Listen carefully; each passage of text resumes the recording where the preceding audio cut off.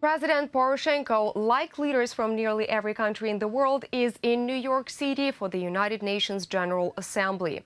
UATV's correspondent is on the scene covering the events. So, Tom, what is happening there today? Thanks, Tanya. Well, as you can see, we're in the media center here at the United Nations headquarters. We're expecting Mr. Poroshenko to speak very soon.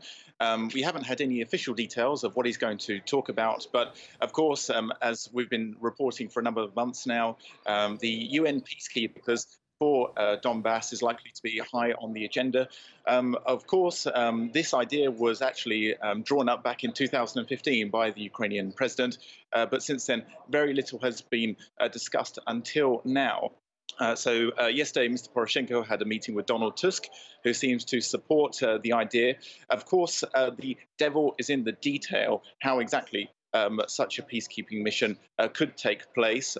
Russian President Vladimir Putin has said that the UN peacekeepers should only be deployed along the line of contact and mainly to protect observers from the OSCE, which of course wouldn't really stop the flow of Russian servicemen and weapons flowing across the border. So really we're looking out for the key details in the speech, also the timeline as well. How quickly can these UN peacekeepers be deployed to eastern Ukraine? As you reported earlier on as well, Donald Trump's speech was very confrontational, maybe something that you would hear on the campaign trail rather than from a president, which I think surprised a lot of world leaders. And also, he failed to name Russia as the aggressor country. He mentioned that the sovereignty of countries like Ukraine should be protected, but didn't mention who was violating the borders of Ukraine.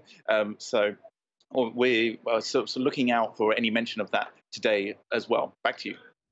Thank you so much, Tom. This was UATV special correspondent Tom Bell, live from New York City from the UN General Assembly.